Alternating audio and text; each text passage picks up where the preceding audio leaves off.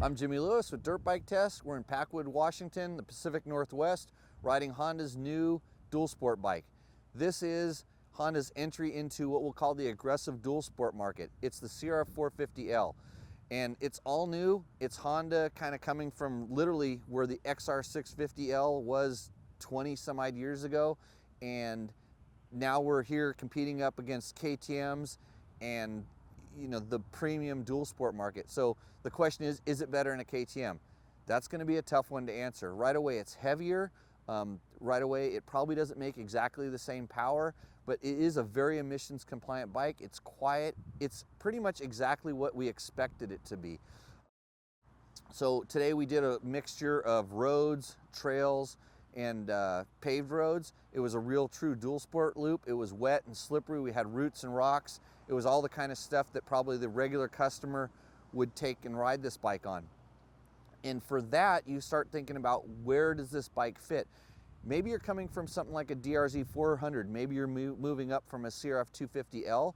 So there's a lot of ways to come at this bike, and I think Honda has really positioned it in a place where maybe it's not as aggressive as some of the most aggressive bikes, but it fits in a place where, hey, I need to move up or step up to something a little more modern.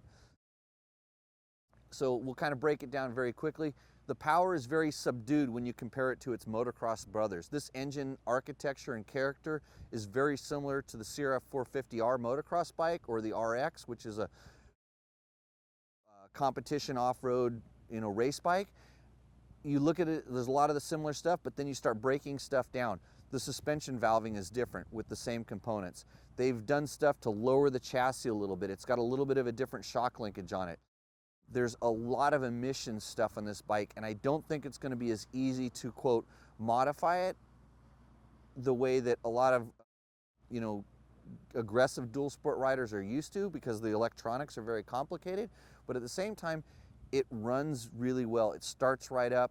It has good power, good pull, good torque all the way through. And in fact, we did some roll-ons with, believe it or not, an XR650L, and it's the same speed as a 650, just a lot more responsive on the throttle.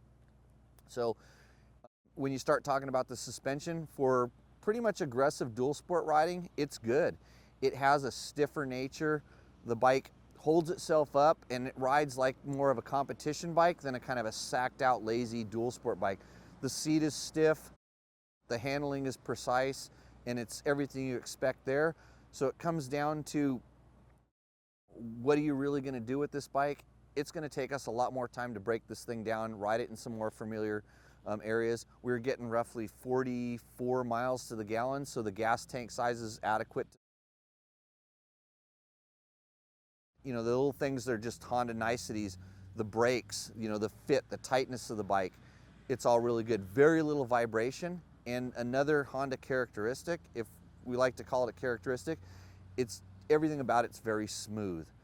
The bike just, it doesn't have any like standout characteristics that you would call like a sharp edge. They've all been polished, and overall very much what you would expect from Honda.